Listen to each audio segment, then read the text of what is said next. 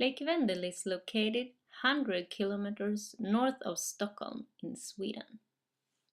It's appointed as one of the most significant bird lakes in this part of Sweden, and the birds are mainly located in the south part of the lake.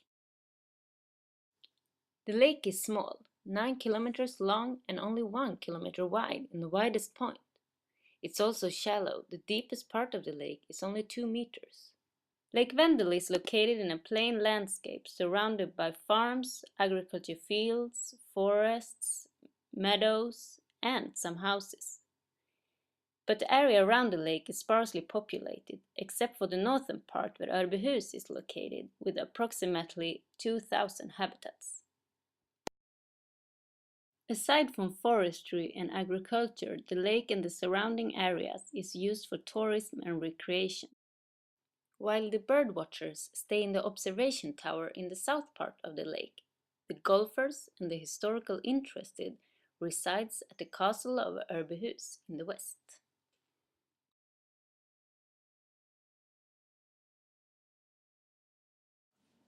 The main problem in LakeVendel is the eutrophication that causes overgrowth and makes this small lake even smaller.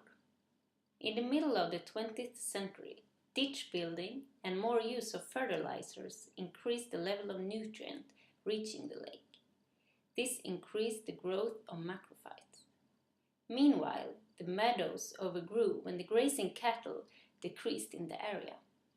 All this overgrowth made it harder for the birds to live here. Today you can see reeds, rushes and water lilies spreading between the shoreline and the open water around the whole lake.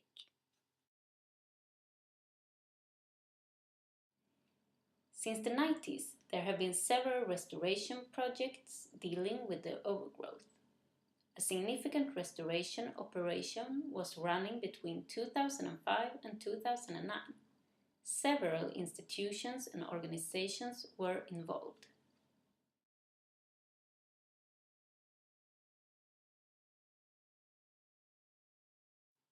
The aim of the restoration was to create a landscape in the south part of the lake that favors the birds to maintain the bird life.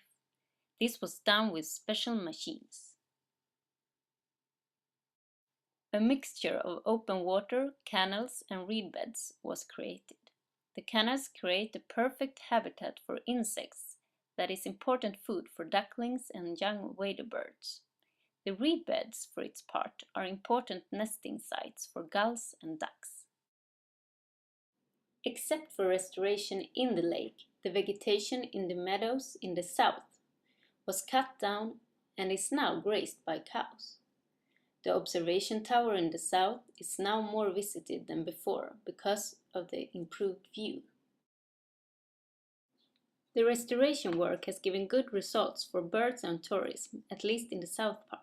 Many laughing gulls have returned to nest in the lake, which is also positive for other birds. For the laughing gulls are significant protectors of nests and are effective in keeping predators away.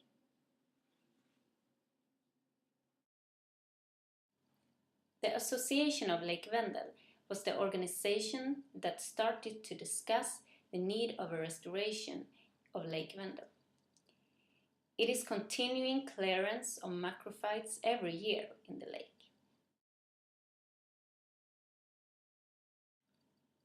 Apart from the eutrophication, there are other water quality problems to solve in the future. Aside from the brown water color in LakeVendel and the high level of nutrients as phosphorus and nitrogen, the lake has a bad chemical status. It suffers from high concentrations of heavy metals such as mercury and cesium, and organic chemicals such as TBT.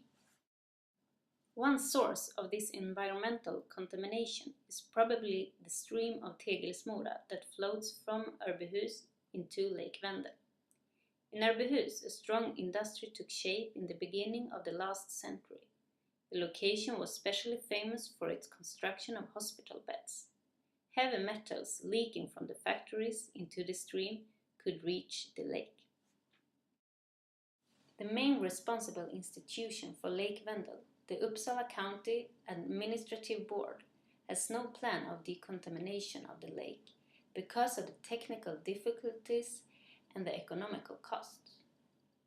To make that kind of restoration, they want a lot more investigation of the actual level of the contamination. We live in a beautiful world. Yeah, we do, yeah, we do. We live in a beautiful world. Bones sinking like stones, all that we fought for. Homes, places we've grown.